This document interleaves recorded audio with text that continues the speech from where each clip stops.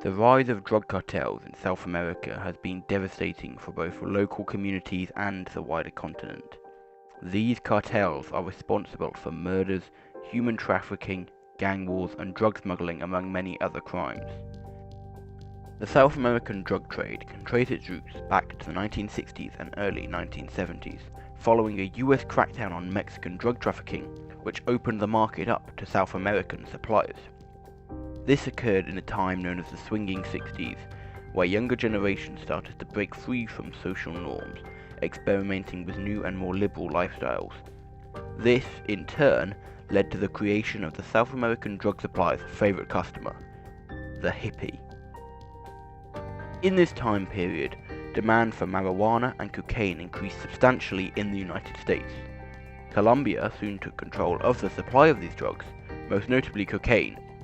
The drug itself was grown in Bolivia and Peru, and was then refined in Colombia before being smuggled into the United States.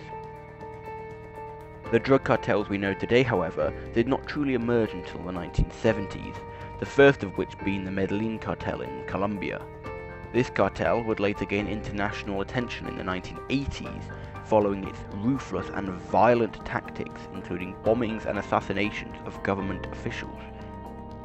Cartels such as this soon gained the attention of the United States, who called upon Latin American governments to shut down these cartels.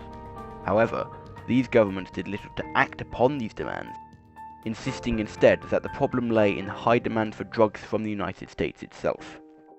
These disagreements would later become a source of friction in US relations with Latin American countries in the 1990s, when Mexican cartels started to emerge onto the world scene.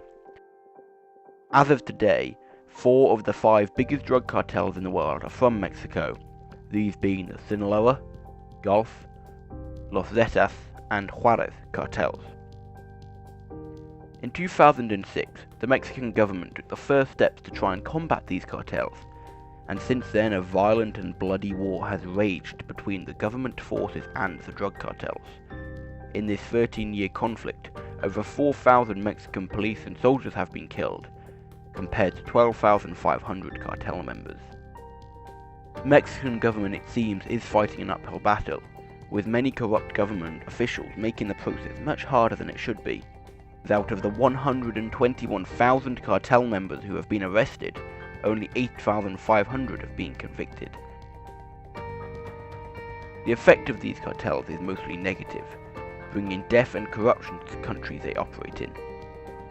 In Colombia, 15,000 people were killed in the 20-year war against cartels, while the Mexican government's war has resulted in over 120,000 deaths and disappearances since 2006. A continued problem for the forces facing the cartels is what's known as the balloon effect. The most notable example of this occurred in the early 2000s when the US poured billions of dollars into Plan Colombia, whereby planes fumigated hundreds of thousands of acres of Colombian countryside suspected of being used to grow coca, the crop used to make cocaine, crushing the country's production. But instead of reducing the overall output of the drug, the market simply moved to Peru and Bolivia instead. The effort to fight drug cartels is made even harder by the vast amount of corruption that exists within South American law enforcement agencies. Most local police in South America are both poorly trained and paid. This means that for the vast majority, the decision between risking their lives to fight a difficult and seemingly never-ending war against the cartels is far less attractive than being paid to ignore the actions and survive. The devastating and continued effects of the drug wars have led many to flee their home countries in search of a better life, with the majority aiming to make it to the United States. In 2018, the US received over 50,000 refugees from South and Central American countries. This is one factor among many that have led to American politicians to call for greater security on the country's southern border, with none being more vocal about the matter than the current President of the United States, Donald J. Trump. The US-Mexico border extends 1,954 miles from the Pacific Ocean to the Gulf of Mexico. The Secure Fence Act of 2006 authorized the construction of wire fences along 550 miles of this border, and when combined with the further hundreds of miles of natural borders, such as mountains, deserts and rivers, it results in the US-Mexico border being one of the most secure in the world. This is not enough, however, for Donald Trump, who now wants a wall to be built along the southern border to better protect against illegal immigrants and drug traffickers. He has justified this with extreme claims of the number of drugs entering via the southern border, as well as the terrible effects that illegal migrants have on the US. However, the claim by Donald Trump that most illegal drugs enter the US via its southern border is incorrect, as most drugs actually enter through various legal ports of entry, such as airports and seaports. And while it is true that many illegal immigrants both commit crime or are part of various criminal gangs, the majority are either looking for work or fleeing their home nations in search of a better life. The opinion of Congress seems to be against Donald Trump. As of May 2019, Congress has granted the President $3.1 billion for 179 miles of new and replacement barrier, a long way off the $5.7 billion the President initially wanted, resulting in the longest US government shutdown in history, where most government officials went 35 days without pay, while Trump and Congress negotiated extra funding for his wall.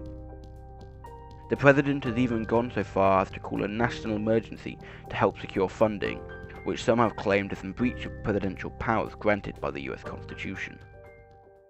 Trump's claim that a wall stretching across half the border would cost between $8 to $12 billion is also widely disputed, with the 550 miles of fencing ordered by Bush costing an estimated $7 billion. The Department of Homeland Security has estimated the cost to be much closer to $25 billion. And despite Mr. Trump's claims, the number of unauthorized workers in the US is actually falling.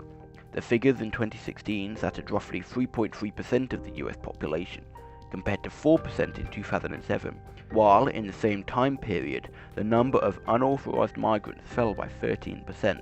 In 2016, Mexicans made up just half of all illegal immigrants in the United States, with the total number falling from 6.9 million in 2007 to 5.4 in 2016. The number of apprehensions on the border has also fallen, from 1.6 million in 2000 to 400,000 in 2018. But despite the vast amount of evidence that shows there is not a crisis on the US southern border, the current approach of the US executive is to tighten border security. The actions made by the US border forces have been controversial, to say the least, from harassing many legal and innocent migrant workers to potential human rights abuses, such as in early 2019, when it was revealed that children were being separated from their parents and sent to detention centres, most of which proved to be overcrowded, with many children often being kept in inhumane conditions. Regardless of the situation on the US-Mexico border, gang violence remains a problem in South America. Central America still has a murder rate 10 times the world average, with 81 murders per 100,000 people, and the average day in El Salvador sees around 12 people being killed as a result of gang wars, police shootings, and domestic disputes. And on a bad day, this can be up to 3 times higher. Latin America possesses just 8% of the world's population, but accounts for 38% of its murders. Now, more than ever, it is clear that the US should be focusing its efforts on improving the situation in the southern part of the continent. Various charities such as Amnesty International and the Red Cross have been working in South American countries to help the people worst hit by gang wars, and with the US's help, their mission could be made both quicker and more effective.